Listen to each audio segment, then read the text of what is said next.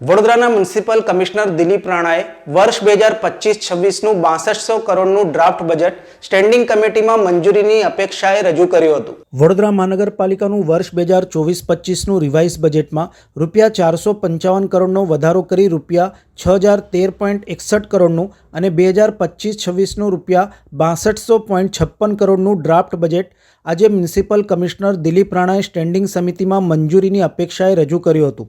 શહેરમાં સફાઈ કરવામાં ધરાર નિષ્ફળ પાલિકા દ્વારા સફાઈ વેરામાં રૂપિયા 50 કરોડનો વધારો સૂચવતું રૂપિયા 6256.56 કરોડનું કદ ધરાવતા અંદાજપત્રમાં વિશ્વામિત્રી નદીના નવીનીકરણ, બ્રિજ પાર્કિંગની સુવિધા સહિતના વિકાસ કામો રજૂ કરવામાં આવ્યા છે. આજે સવારના 10:30 કલાકે મ્યુનિસિપલ કમિશનર દ્વારા સ્ટેન્ડિંગ સમિતિમાં રજૂ કરવામાં આવેલ આ ડ્રાફ્ટ બજેટ અંગે સ્ટેન્ડિંગ સમિતિના અધ્યક્ષ ડૉક્ટર શીતલ મિસ્ત્રીએ જણાવ્યું હતું કે મ્યુનિસિપલ કમિશનર દિલીપ રાણા દ્વારા વર્ષ 2024-25નું રૂપિયા 455 કરોડના વધારા સાથે રૂપિયા 6013.61 રિવાઇઝ અને વર્ષ 2025-26નું રૂપિયા 6256.56 કરોડનું અંદાજપત્ર રજૂ કરવામાં આવ્યું છે.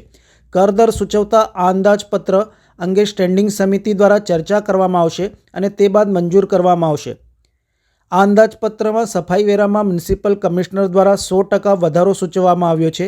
અંદાજપત્રમાં ડોર ટુ ડોર કચરાની સિસ્ટમને ધરમૂળથી ફેરફાર કરવા સહિતના અન્ય સુધારા વધારા કરવા માટે સફાઈ વેરામાં વધારો કરવામાં આવ્યો હોવાનું જણાવાયું હતું.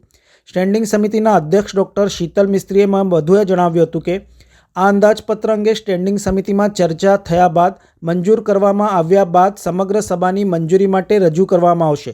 બજેટની ચર્ચા માટે વિશેષ સભા બોલાવવામાં આવશે. સંભવત આગામી તારીખ 20મી ફેબ્રુઆરી પહેલાં બજેટ મંજૂર કરવામાં આવશે. નોંધનીય છે કે આજે અંદાજપત્ર અંગે સ્ટેન્ડિંગ સમિતિની બેઠકમાં 4 સ્ટેન્ડિંગ સમિતિના સભ્યો મોડા આવ્યા હતા.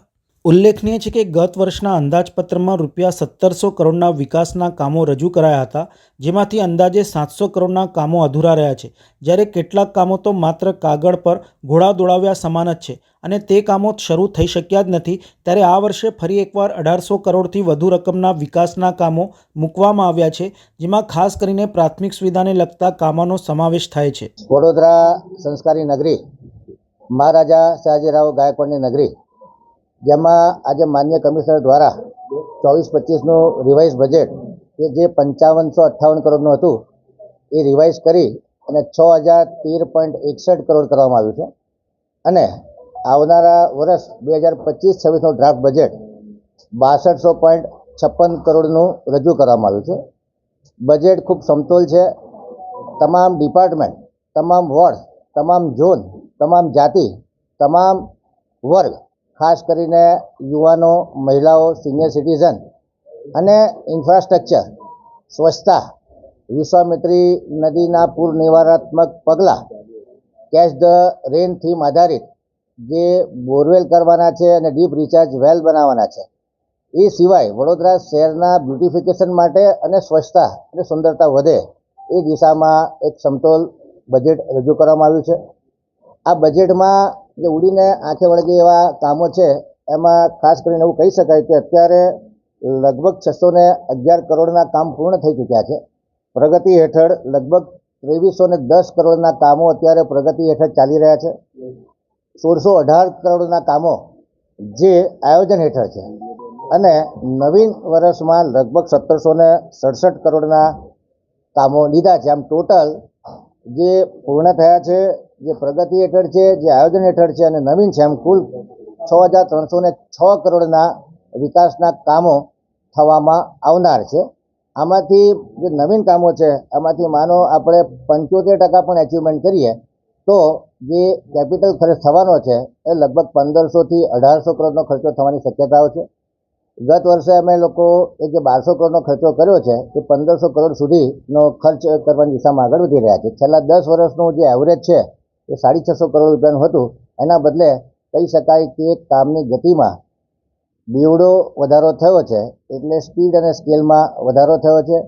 નાગરિકોની આશા આકાંક્ષાઓ પ્રમાણે આ વખતે 1980 જેટલા સૂચનો અમે પાર્ટિસિપેટરી બજેટના ભાગરૂપે રજૂ કર્યા હતા, આ લોકો પાસે મંગાવ્યા હતા અને કહેતા આનંદ થાય કે લગભગ 10 કે 15% સૂચનો એવા છે કે જે અન્ય સરકારી વિભાગને લગતા છે અથવા સ્વીકારવા પાત્ર નથી. બાકી મોટાભાગના સૂચનો 26% જેટલા સૂચનોનું અમલીકરણ થઈ ગયેલું છે.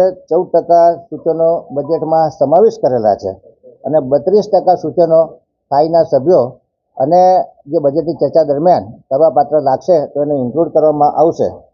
જે વહીવટી લગતા સૂચનો હતા લગભગ 16% છે કે જેમાં સ્ટાફની રેગ્યુલરિટી હોય કે કોઈક 2 વખત સફાઈ કરવી હોય કે ડોર ટુ ડોરની ગાડી સમયસર નથી આવતી, એ પ્રકારના વહીવટીલક્ષી સૂચનો છે.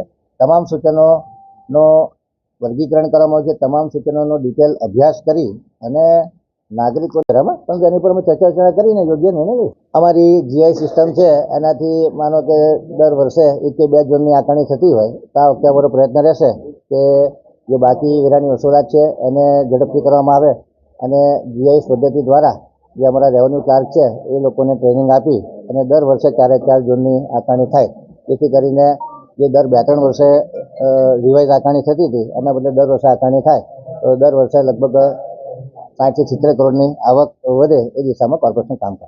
જ્યારે કોર્પોરેશનને આવકની જરૂર પડે તે વખતે ડિસઇન્વેસ્ટમેન્ટ કરવામાં આવતું છે. જ્યાં સુધી જરૂર ન પડે અને જ્યાં સુધી અમે લોકો સેલ્ફ સસ્ટેન થતા હોય ત્યાં સુધી ડિસઇન્વેસ્ટમેન્ટ કરવાની જરૂર નથી, કારણ કે આ કોર્પોરેશનની પોતાની એસેટ છે અને જ્યારે પણ કોર્પોરેશન ઈચ્છે ત્યારે ડિસઇન્વેસ્ટમેન્ટ કરી શકીએ.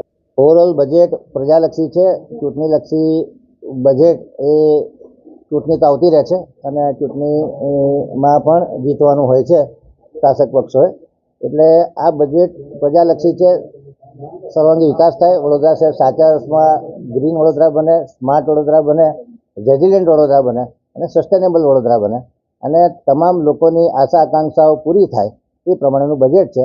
આ વખતના બોર્ડ લોકોની આશા આકાંક્ષાઓ પ્રમાણે ખરા ઉતરવાની કોશિશ કરી છે. લોકોમાં આશા આકાંક્ષાઓ જાગૃત કરી છે. આશા આકાંક્ષાઓ જાગૃત કરતાં લોકોની અપેક્ષા પણ વીએમસી પાસેથી વધી રહી છે અને એ પ્રમાણે સૂચનો આવી રહ્યા છે, પ્રમાણેની કમ્પ્લેનો આવી રહ્યા છે, જેને ખૂબ એકાઉન્ટેબલ રીતે, ખૂબ રિસ્પોન્સિબલ રીતે અને ખૂબ ઝડપથી રિસ્પોન્સ કરી અને તમામ સમસ્યાનું નિવારણ થાય એ પ્રમાણેના પ્રયત્નો કરવામાં આવ્યા છે. વડોદરા શહેરના વિકાસની ગતિ લગભગ ડબલ થઈ છે અને સ્પીડ, સ્કેલ અને લોકોના સેટિસ્ફેક્શન પ્રમાણે કોર્પોરેશન કામ કરવાની પ્રામાણિક કોશિશ